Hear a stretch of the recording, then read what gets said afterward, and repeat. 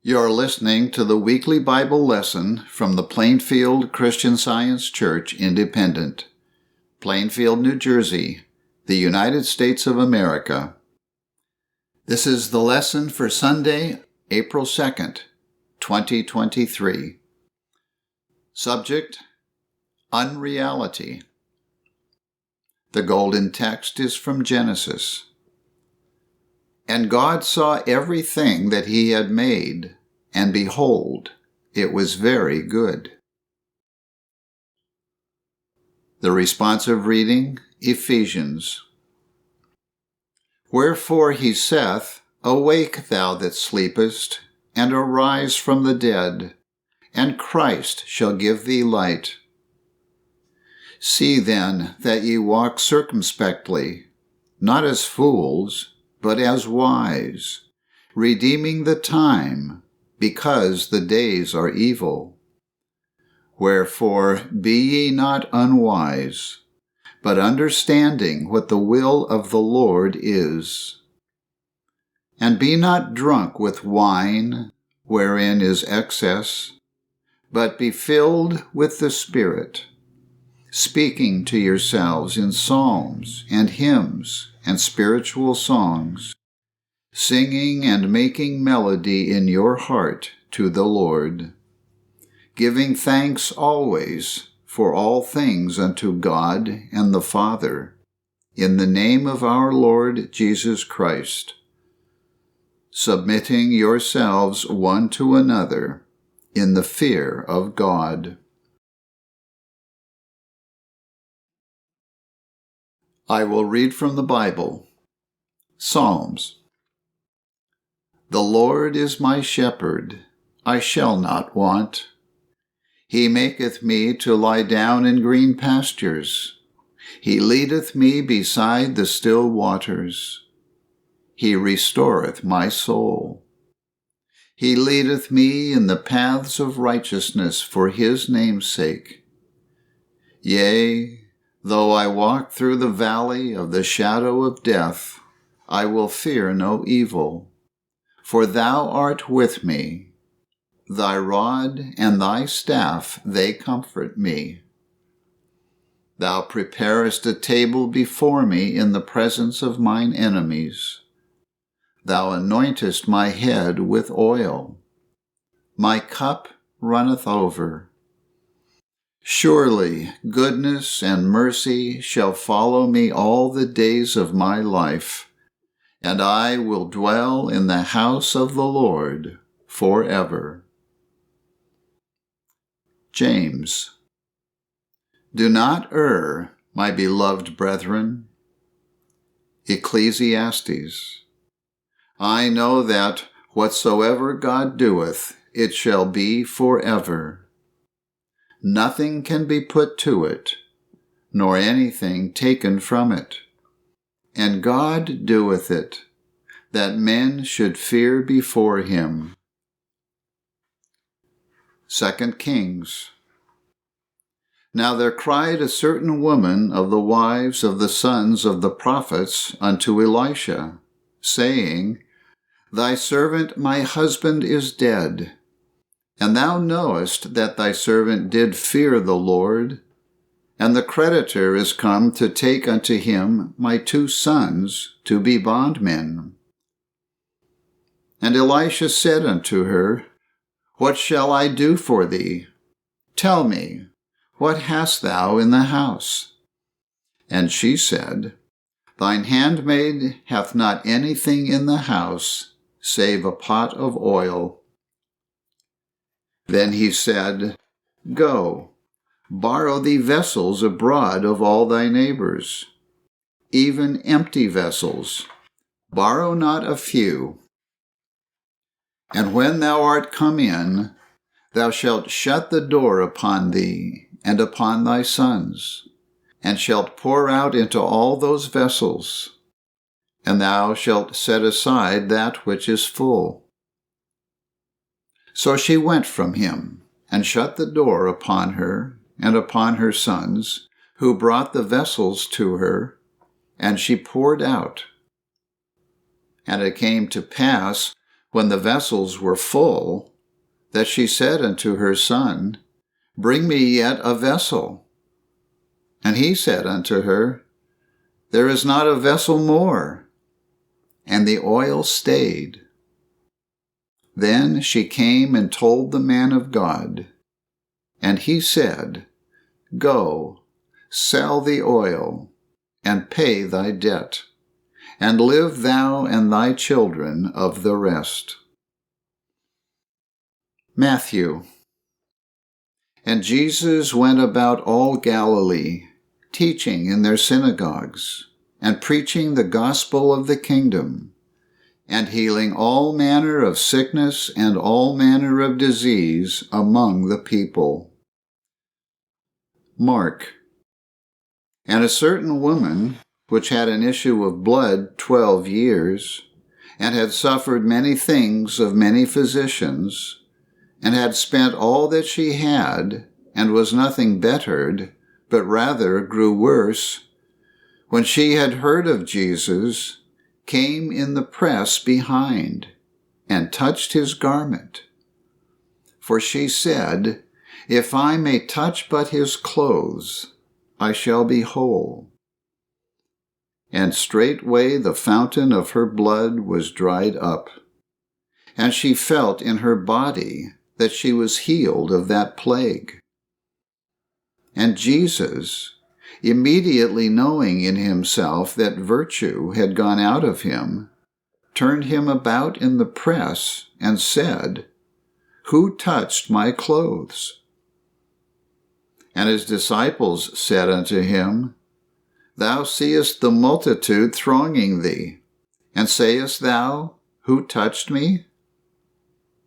And he looked round about to see her that had done this thing. But the woman, fearing and trembling, knowing what was done in her, came and fell down before him, and told him all the truth. And he said unto her, Daughter, thy faith hath made thee whole. Go in peace, and be whole of thy plague.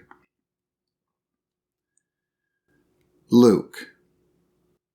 And it came to pass the day after, that he went into a city called Nain, and many of his disciples went with him, and much people.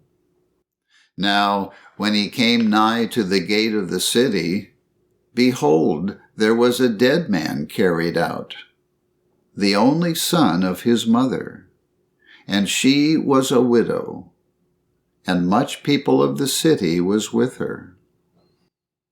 And when the Lord saw her, he had compassion on her, and said unto her, Weep not. And he came and touched the bier, and they that bare him stood still. And he said, Young man, I say unto thee, arise. And he that was dead sat up, and began to speak. And he delivered him to his mother. And there came a fear on all, and they glorified God, saying, that a great prophet is risen up among us, and that God hath visited his people. John. And this is life eternal, that they might know thee, the only true God, and Jesus Christ, whom thou hast sent. Psalms. Blessed art thou, O Lord. Teach me thy statutes. With my lips have I declared all the judgments of thy mouth. I have rejoiced in the way of thy testimonies, as much as in all riches. I will meditate in thy precepts, and have respect unto thy ways. I will delight myself in thy statutes.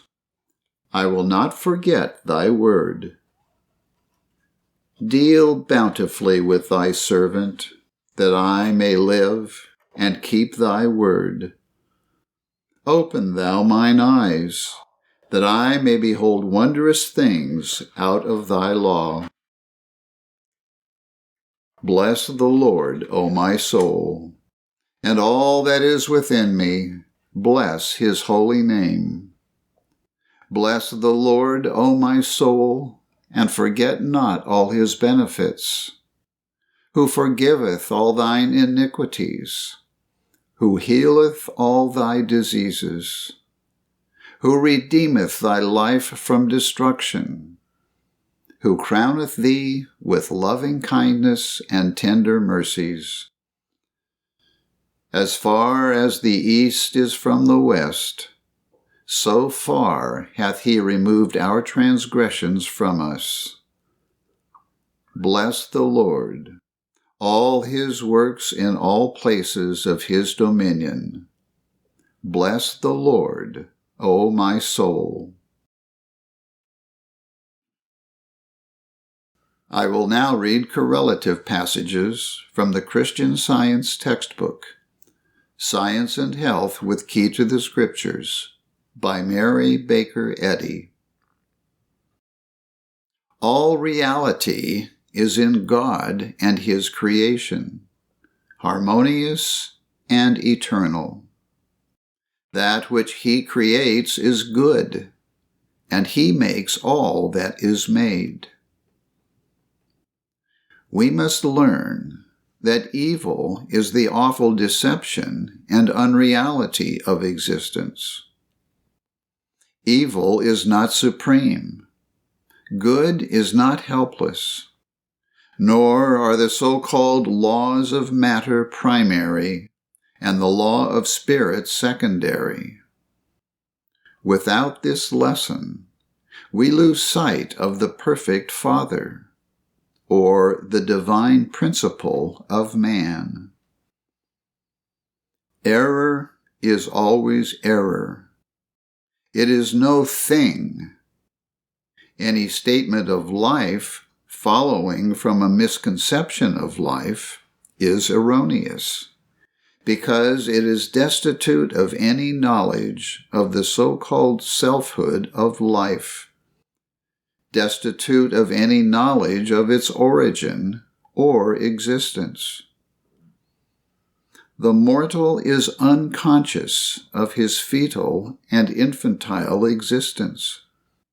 But as he grows up into another false claim, that of self-conscious matter, he learns to say, I am somebody. But who made me? Error replies, God made you.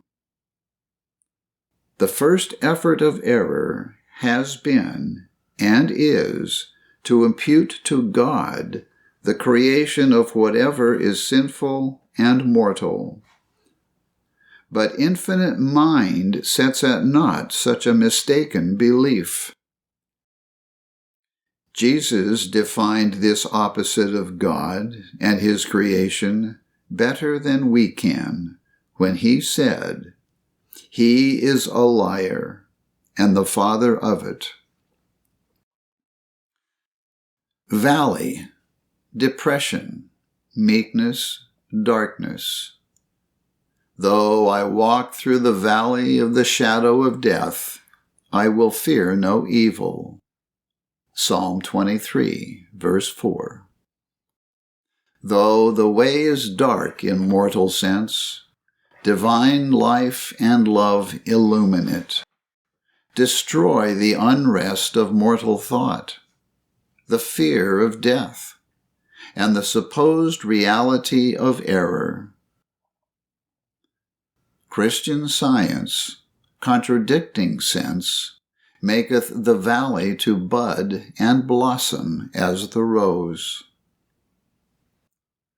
Classify sickness and error as our Master did, when he spoke of the sick whom Satan hath bound, and find a sovereign antidote for error in the life-giving power of truth acting on human belief, a power which opens the prison doors to such as are bound, and sets the captive free, physically and morally. When the illusion of sickness or sin tempts you, cling steadfastly to God and His idea. Allow nothing but His likeness to abide in your thought.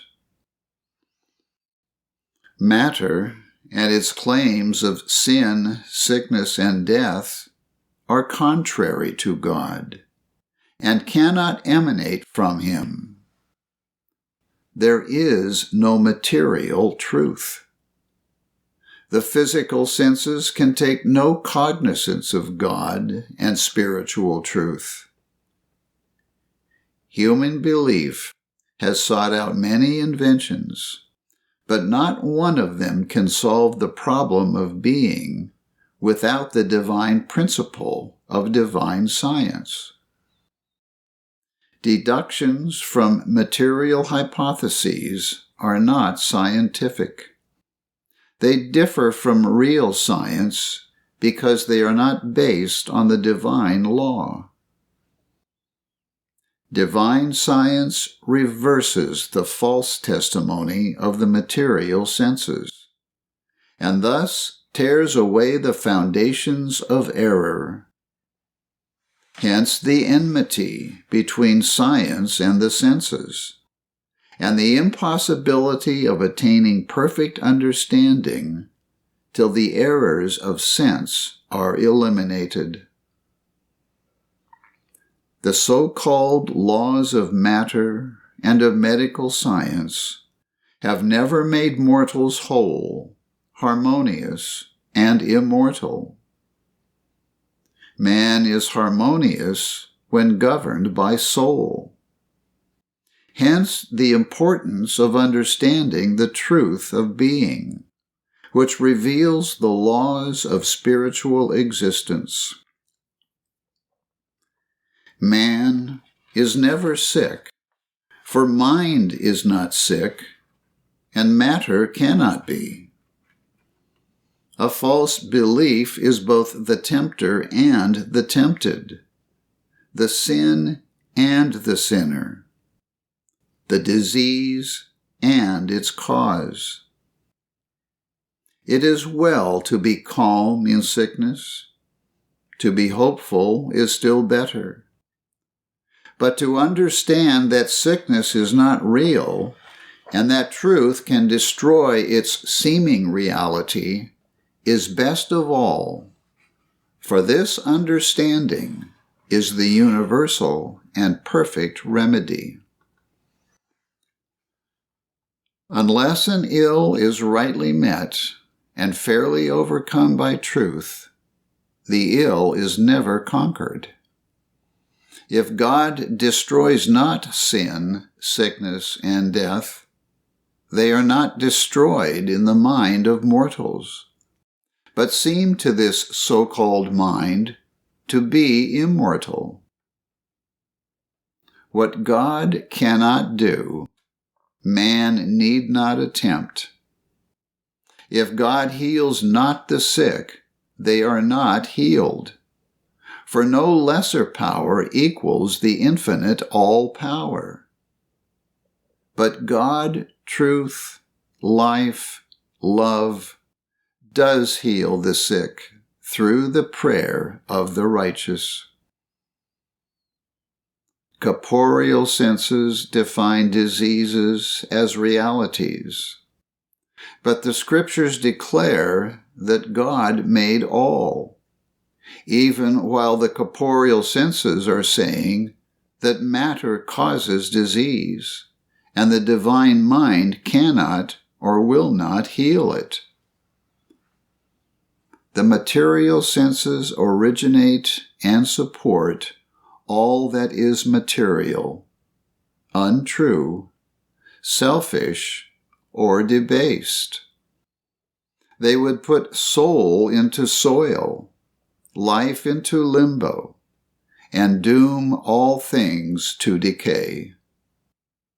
We must silence this lie of material sense with the truth of spiritual sense. The cause of all so-called disease is mental, a mortal fear, a mistaken belief or conviction of the necessity and power of ill health. Also, a fear that mind is helpless to defend the life of man and incompetent to control it. Without this ignorant human belief, any circumstance is of itself powerless to produce suffering.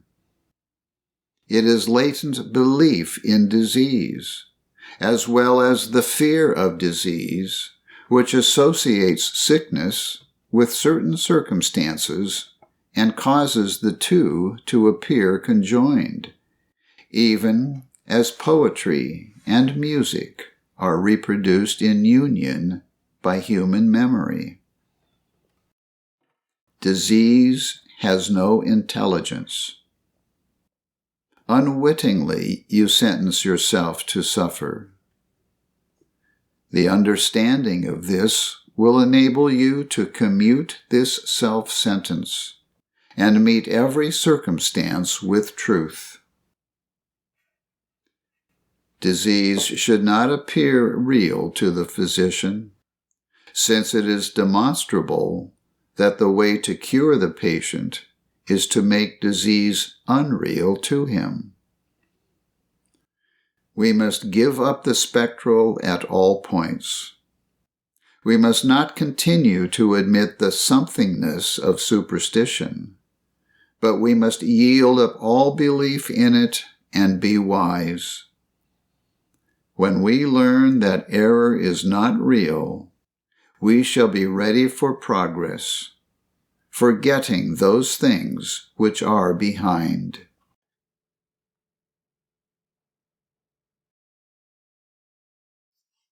I will now read the 3 daily duties as given by Mary Baker Eddy in the Church Manual. Daily Prayer. It shall be the duty of every member of this church to pray each day, Thy kingdom come. Let the reign of divine truth, life, and love be established in me, and rule out of me all sin. And may thy word enrich the affections of all mankind, and govern them. A rule for motives and acts. Neither animosity nor mere personal attachment should impel the motives or acts of the members of the Mother Church. In science, divine love alone governs man, and a Christian scientist reflects the sweet amenities of love in rebuking sin, in true brotherliness, charitableness, and forgiveness. The members of this church should daily watch and pray to be delivered from all evil, from prophesying, judging, condemning, counseling, influencing, or being influenced erroneously. Alertness to duty. It shall be the duty of every member of this church to defend himself daily against aggressive mental suggestion, and not be made to forget nor to neglect his duty to God, to his leader, and to mankind. By his works he shall be judged, and justified or condemned. And from Science and Health, Christian scientists, be a law to yourselves that mental malpractice cannot harm you, either when asleep or when awake. This lesson is provided by the Plainfield Christian Science Church Independent. It is comprised of citations from the King James Bible and from the Christian Science textbook, Science and Health with Key to the Scriptures, 1910 edition, by Mary Baker Eddy. For more information, please visit our website, plainfieldcs.com. Thank you for listening, and have a blessed day.